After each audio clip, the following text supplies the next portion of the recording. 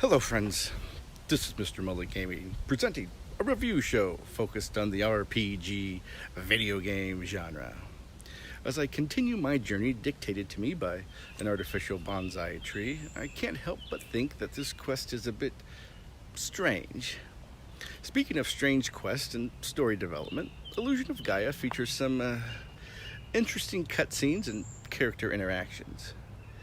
But with spectacular dungeon and sprite designs, Illusion of Gaia outperformed its predecessor, Soul Blazer, in sales, selling 3 times more units worldwide. Additionally, the game was rated the 186th best game made on a Nintendo system in Nintendo Power's Top 200 game list in 2006. Producing decent sales and strong reviews from credible sources, does Illusion of Gaia hit the mark as a great RPG? Well, Mr. Mullet, please focus. You're getting close to the dark space. what's the dark space? I cannot say right now. You're gonna have to continue and check it out. Illusion of Gaia, known in PAL regions as Illusion of Time, is an action role-playing video game developed by Quintet. The game was released in Japan on November 27, 1993, and in North America on September 26, 1994. PAL regions wouldn't see a release until 1995.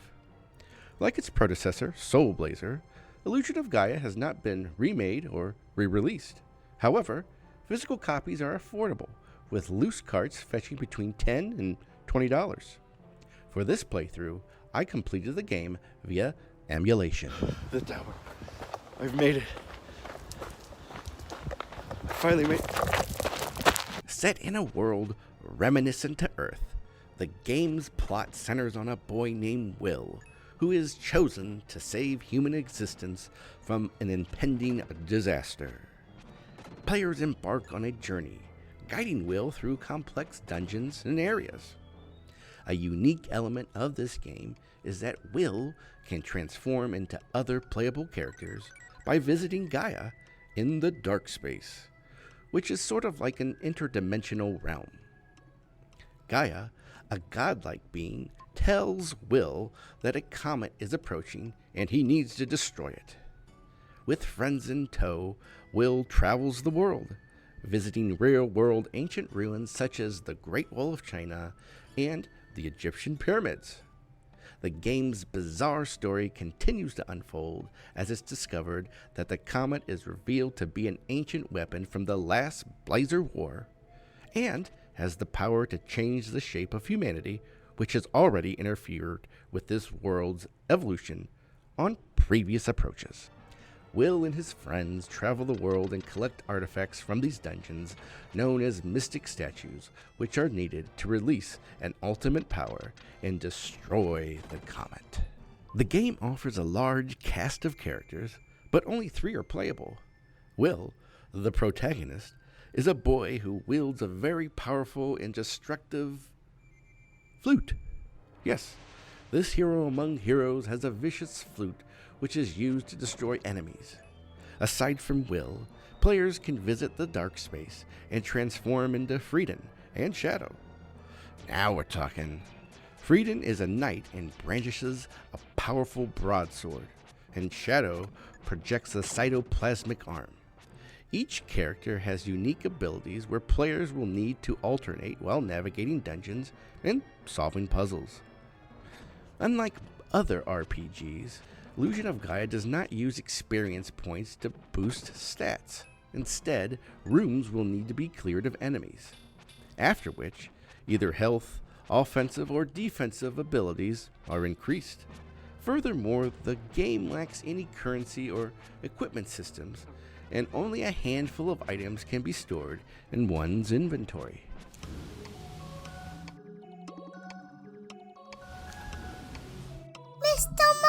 Mr. Mullet, can you hear me? Yes, loud and clear. Please, I have traveled for many weeks, navigated harsh lands, and have come face to face with vicious creatures. but I still do not know how to liberate the defunct video game company Quintet. Your servant has led me to you. What do I need to do? Stinky underpants. What? How dare you toy with me? I am a semi-respected member of a very small community of video game enthusiasts and content creators. The quest that I'm on is very important, and I demand answers. Excuse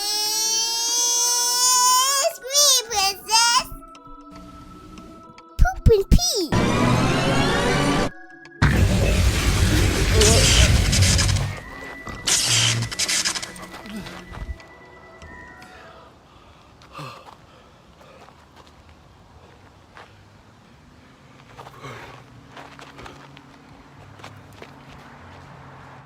Overall, Illusion of Gaia is not a bad game.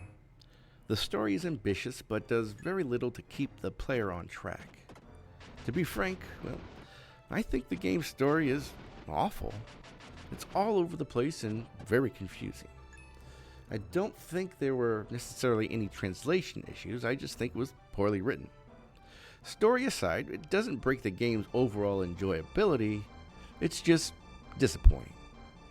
Additionally, the lack of in-game currency and experience points places this game in an odd position regarding RPG status. Traditionally, RPGs are framed around building up one's character. This removes that element and steers the player in a linear trajectory. Again, I find this disappointing, as the need to explore and grind are not necessary. Aside from these critiques, Illusion of Gaia has many great merits. The game's music and sound are incredible. A more traditional, high fantasy sound design is fitting and provides a sense of tension, especially when traversing through the dungeons. Speaking of, I feel that Illusion of Gaia has some of the best designed dungeons in an RPG. The layout is intuitive, and the puzzles are extremely satisfying to solve. However, nothing tops the sprite design and color palette. Regarding the 16-bit presentation, Illusion of Gaia is some of the best that I've seen.